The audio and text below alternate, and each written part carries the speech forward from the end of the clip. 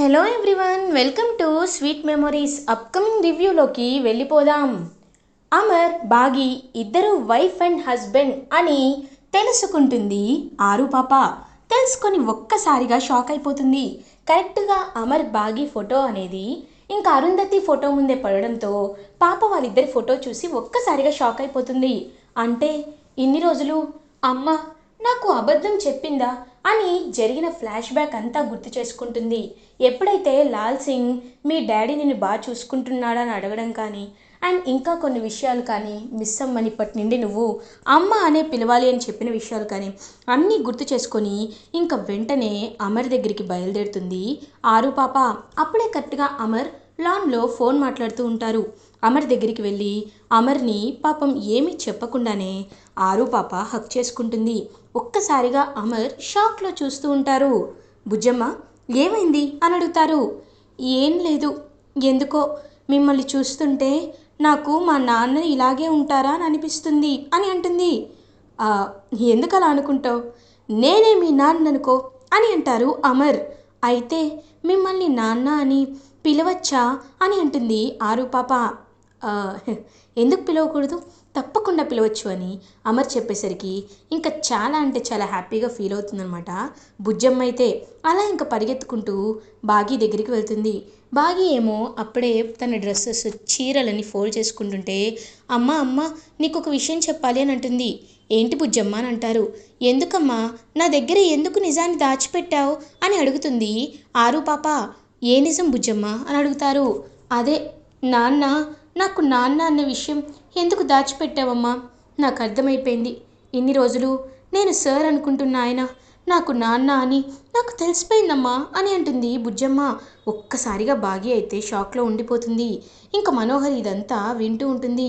ఇదేంటి దీనికి తెలిసింది, మరి అమర్కి తెలియద్దాం అని చూస్తూ ఉంటే అప్పుడే బాగి ఏమో అంటే బుజ్జమ్మ అది అననేలోపు అమ్మ వద్దు, నువ్వేమీ చెప్పొద్దు, నువ్వు నాన్న ఎప్పుడు ఫైట్ చేసుకుంటుంటే నాకు అర్థమైంది, మీరు ఏదో విషయంలో గొడవ పడ్డారు, అందుకే నువ్వు నాన్నకి దూరంగా వచ్చేసావు. ఇప్పుడు మీ ఇద్దరి మధ్య మిస్అండర్స్టాండింగ్ అలానే ఉంది. ఒక్కసారి అది అయిపోతే నాన్న మనల్ని బాగా చూసుకుంటారు, అంతే కదా అని అంటుంది. ఒక్కసారిగా ఇంకా భాగ్య అయితే షాక్లో ఉండిపోతుంది. ఆ మాటలు విన్న మనోహరి కూడా షాక్ అయిపోతుంది. చూసావా మనోహరి, పిల్లకి ఇంత వయసు లేదు, అప్పుడే ఎంత మెచ్యూర్డ్గా ఆలోచిస్తుందో, ఎంతైనా అరుంధతి పోలికలు తెలుస్తున్నాయిలే అని అంటుంది. చంబా, నాకు అసలే చాలా కోపంగా ఉంది, నువ్వు సైలెంట్గా ఉండు అని కోపంగా చూస్తూ ఉంటుందన్నమాట. అలా మనోహరి, బుజ్జమ్మ నువ్వు నువ్వు ఇంత బాగా నన్ను అర్థం చేసుకుంటావని నేను అనుకోలేదమ్మా. నాకు నిజంగా చాలా సంతోషంగా ఉంది. ఈ విషయం డాడీకి కొద్ది రోజులు తెలియకూడదు, నువ్వే ఎలా అయినా మేనేజ్ చేయాలి, టైం చూసుకొని నువ్వే బుజ్జమ్మవని, ఆయన వెతుకుతున్నా ఆయన కన్న కూతురివి అని నేను చెప్తాను, సరేనా అని అంటారు. ఓకే అమ్మా అని చెప్పి ఇంకా బుజ్జమ్మ అయితే అక్కడి నుండి వెళ్ళిపోతుంది. ఇంకా అలా బాగి ఎంతో హ్యాపీగా తిరిగి వస్తుందన్నమాట. వచ్చి చూస్తూ ఉంటుంది. నిజంగా ఎంతైనా బుజ్జమ్మ ఆరు అక్కలాగే కదా. ఆరు అక్క ఎలా ఏ విషయాలు చెప్పకుండా అర్థం చేసుకుంటుందో బుజ్జమ్మ కూడా అలాగే అర్థం చేసుకుంటుంది. నిజంగా బుజ్జమ్మ చాలా గ్రేట్ అని పాపం ఎంతో అంటే ఎంతో హ్యాపీగా ఫీల్ అవుతుంది బాగి. ఇది ఇలా ఉండగా అమర్ రణ్వీర్ దగ్గరికి వెళ్తాడు. రణ్వీర్ని ఒక సీక్రెట్ ప్లేస్లో అయితే దాచి పెడతారనమాట. రణ్వీర్ని అప్పటికే అమర్ మనుషులు సోల్జర్స్ కొంతమంది ఫుల్గా కొడుతూ ఉంటారు. అప్పుడే ఇంకా అమర్, ఏంటి రణ్వీర్ ఇది చాలా, ఇంకొంచెం డోస్ పెంచమంటావా అని అంటారు. అమరేంద్ర నువ్వు చేస్తుంది చాలా అన్యాయం అమరేంద్ర అని అంటారు. అన్యాయమా? ఎవరు చేసింది అన్యాయం రా? నా కొడుకుని అడ్డు పెట్టుకొని నీ కూతురి గురించి తెలుసుకోవాలనుకున్నావు. ఏ నీకు ఆ బాధ్యత ఏదో నీ కూతుర్ని నడి రోడ్డు మీద వదిలేసిన రోజు రావాలి, కానీ ఇప్పుడు రావడం ఏంటి అని అంటారు. అమరేంద్ర ఇప్పుడు నన్ను ఏం చేయాలనుకుంటున్నావు? నన్ను చంపేస్తావా చంపేస్తావా అని అడుగుతారు రణ్వీర్. చూడు, నిన్ను చంపేవాడినైతే ఎప్పుడో చంపేవాణ్ణి, కానీ నేను నిన్ను చంపను. ఎందుకంటే నువ్వు ఒక ఇండియన్వి. ఎన్ని పాపాలు చేసినా నీలాంటి వాణ్ణి నేను చంపాలనుకోవటం లేదు. చూడు, మనిషిలో బ్రతుకున్నప్పుడే మార్పు తీసుకురావాలి అనేదే నా మెయిన్ ఎజెండా. చంపి ఏం సాధిస్తాను? నాకు నిన్ను చంపితే ఒరిగేది ఏమీ లేదు, కాబట్టి నువ్వు మారాలి. నాకు కావాల్సింది ఒకే ఒక్క ఇన్ఫర్మేషన్. అది తెలిస్తే నేను నిన్ను వదిలేస్తాను అని అంటారు. ఏంటది అని అడుగుతాడు. నీ భార్య ఎవరు? నీ భార్య ఎక్కడుంటుంది? అసలు నీ భార్య ఎందుకు మా ఫ్యామిలీని టార్గెట్ చేసింది? నీ భార్యకి మాకు ఉన్న సంబంధం ఏంటి అని అడుగుతారు అమర్. ఇంకా ఒక్కసారిగా రణ్వీర్ ఆలోచనలో పడతారు. చూడు రణ్వీర్, నువ్వు ఇక్కడి తప్పించుకొని వెళ్ళాలి అన్నా, లేకపోతే ఏమైనా నువ్వు ప్లాన్ చేసుకోవాలి అన్నా, నీకు మిగిలింది ఒక్క ఆప్షనే. నువ్వు చెప్తే నేను నిన్ను వదిలేస్తాను, లేకపోతే నేను నిన్ను విడిచిపెట్టను అని చాలా గట్టిగా చెప్తారు అమర్. ఇంకా సోల్జర్స్ అయితే వాడిని మళ్ళీ ట్రీట్మెంట్ స్టార్ట్ చేస్తారు. వద్దు వద్దు వద్దు, చెప్పేస్తాను. నా భార్య ఎందుకు మీపై పగపట్టింది అంటే, తనకి అరుంధతి అంటే చిన్నప్పటి నుండి ద్వేషం, అసూయ. కాబట్టే అరుంధతిని సంతోషంగా ఉండకూడదు అనుకుంది. అందుకే నీ భార్య అరుంధతిని కూడా ఆ రాక్షసే పొట్టన పెట్టుకుంది. తర్వాత నేను పరిచయం అయ్యాను. నన్ను పెళ్లి చేసుకొని బాగానే ఉన్నట్టు నటించింది, కానీ మీపై పగ చంపుకోలేకే ఇదంతా చేసింది అని ఇంకా ఒక కట్టుకథనైతే అల్లుతాడనమాట మనోహరి సైడ్ రాకుండా. మరి తన పేరేంటి అని అడుగుతారు అమర్. పేరు నేను చెప్పను, అది నువ్వు తెలుసుకోవాల్సిన విషయం. కానీ ఇంతకు మించి నన్ను ఏమి అడగద్దు అమర్, ఏమి అడగద్దు అని అంటారు రణ్వీర్. ఇంక వెంటనే అమర్, చూడు, నువ్వు పూర్తిగా నిజం చెప్పేంతవరకు నా నుండి తప్పించుకోలేవు. వీళ్ళిలాగే లాక్ చేయండి అని చెప్పేసి అలా వెళ్ళిపోతారనమాట. వెంటనే అమరేంద్ర ఇంకా ఆలోచనలో పడతారు. Something is wrong. అయినా ఆరుపై ఓర్చుకోలేని అసూయ ఎవరికుంది? ఎవరిదంతా చేస్తున్నారు? ఖచ్చితంగా తెలుసుకొని తీరాలి అని అమర్ చాలా గట్టిగా ఫిక్స్ అయిపోతారు. ఇది ఇలా ఉండగా రణ్వీర్ ఆలోచిస్తూ ఉంటాడు. నేను ఆ మనోహరి పేరుని కావాలని చెప్పలేదు, ఎందుకంటే ఆ మనోహరితో నాకు చాలా పనులున్నాయి. ఆ మనోహరితోనే నాకు పనులన్నీ అవ్వాలి. ఇప్పుడు దాని పేరు చెప్పానంటే నాకేమొస్తుంది? ఏమీ రాదు కదా. కాబట్టి మనోహరి పేరు చెప్పకుండానే మేనేజ్ చేశా. ఈ అమర్ ఎప్పటి వరకు కనిపెడతాడో నేను చూస్తా అని ఇంకా అలా ఆ విషయాన్ని వదిలేస్తాడనమాట రణ్వీర్. ఇది ఇలా ఉండగా బాగి అమర్ దగ్గరికి వస్తుంది. అమరేమో, ఏంటలా చూస్తున్నావు అని అంటారు. ఏం లేదండి, మీతో కొన్ని విషయాలు మాట్లాడాలి అని అంటుంది. చూడు, నేను మాత్రం నీతో ఒకే ఒక్క విషయం గురించి మాట్లాడాలనుకుంటున్నాను బాగి. అది ఏంటి అంటే, నాకు మన కూతుర్ని చూడాలి అనిపిస్తుంది, మన కూతురితో మాట్లాడాలి అనిపిస్తుంది, మన కూతుర్ని దగ్గరికి తీసుకోవాలి అనిపిస్తుంది. కాబట్టి నా పాప ఎక్కడుందో చెప్పు బాగి, అంతకుమించి నేను ఏది కోరుకోవటం లేదు అని అంటారు అమర్. ఏవండి, మీకు మన పాప గురించే కావాలి అంతే కదా? చెప్తానండి, ఖచ్చితంగా చెప్తాను. ఒక కన్న తండ్రికి కన్న కూతుర్ని దూరం చేసేంత దుర్మార్గురాల్ని నేను కాను. ఖచ్చితంగా పాప ఎక్కడుందో చెప్తాను. కానీ పాపని ఇప్పుడు కాదు, మీకు టైం వచ్చినప్పుడే చూపిస్తాను అని అంటారు. ఆ టైం ఎప్పుడు వస్తుంది బాగి? ఎప్పుడు వస్తుంది? నా పాప కోసం నేను ఎంత అల్లాడిపోయానో నీకేం తెలుసు? నా పాప గురించి ఎన్ని నిద్రలేని రాత్రుల్ని గడిపానో నీకేం తెలుసు? కాబట్టి నా మాట విను, నా పాపను నాకు అప్పచెప్పు అని అంటారు. ఏవండి, రేపు అక్షయ తృతీయ, చాలా మంచి రోజు, పరమ పవిత్రమైన రోజు. ఆ రోజు నేను మీకు పాపను చూపిస్తాను, సరేనా అని అంటుంది బాగి. మాట తప్పవు కదా అని అంటారు. ఇచ్చిన మాట తప్పే అలవాటు నాకు కానీ మా అక్కకి కానీ లేదండి. నా కడుపున పుడతాను అని మా అక్క చెప్పింది, అలాగే పుట్టింది. నేను కూడా మీకు అదే చెప్తున్నాను.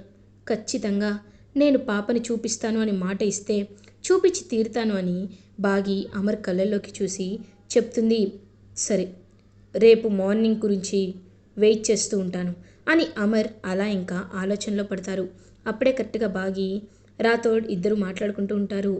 మిస్ అమ్మ, ఇప్పుడు నువ్వు సార్కి పాపని చూపించాలి అనుకుంటున్నావు, మరి ఈ విషయంలో ఏం కాంప్లికేషన్స్ రావా అని అంటారు. లేదు రాథోడ్, నేను ఖచ్చితంగా చూపించాల్సిందే. లేకపోతే ఆయన నిజం తెలుసుకుంటే ఖచ్చితంగా నాపై కోప్పడే అవకాశాలు ఉన్నాయి.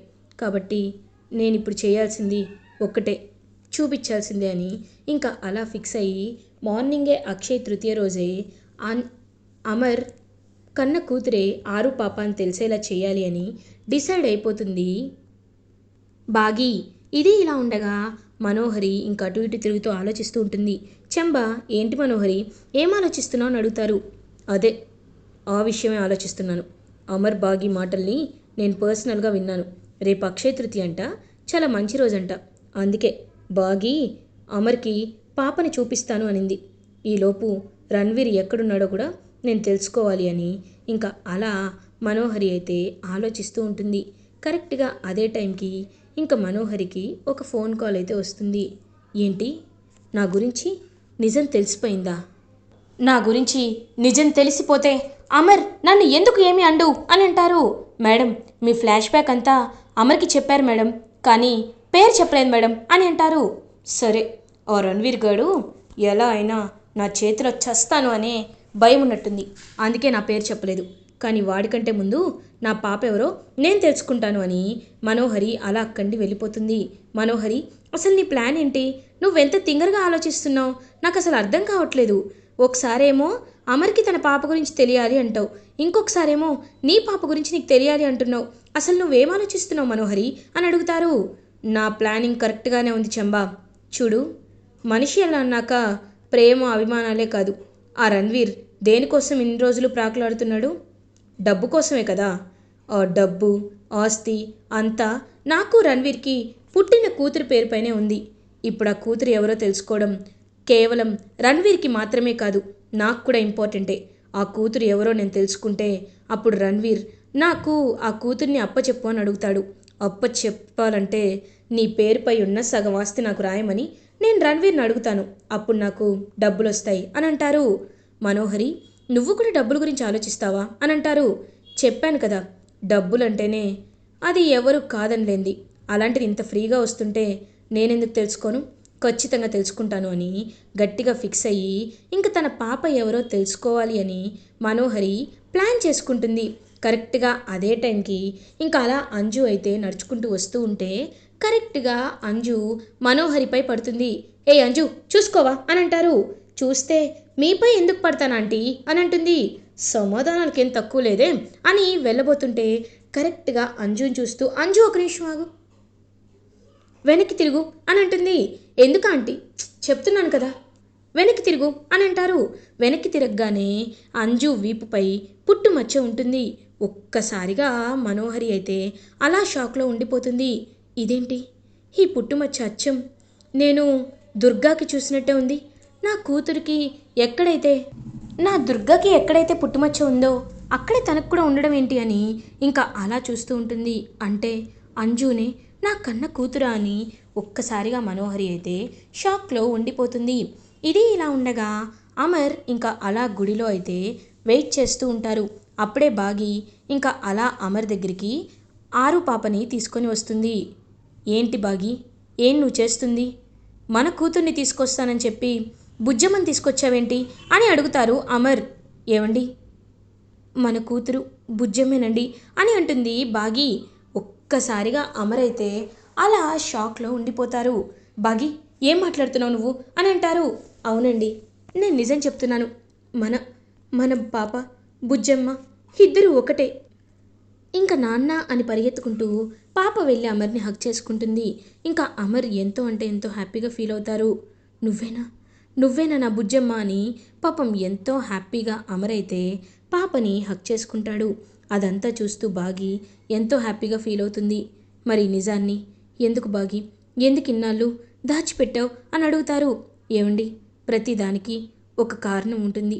ఈరోజు ఎలా అయితే ఆ దేవుడి సాక్షిగా మన కూతురే బుజ్జమ్మ అని మీరు తెలుసుకున్నారో, ఇంకా ఇంకా కొంతమంది నిజస్వరూపాలని మీరు ఖచ్చితంగా తెలుసుకుంటారు. తెలుసుకునే రోజు కూడా వస్తుంది. మీరేమీ కంగారు పడకండి. దేవుడు మీకు ఎప్పుడు తెలియాలి అని చేస్తే ఆ విషయాలన్నీ అప్పుడే మీకు తెలుస్తాయని బాగి అంటుంది. ఏమో బాగి, నువ్వు చెప్పేదేమీ నాకు అర్థం కావటం లేదు.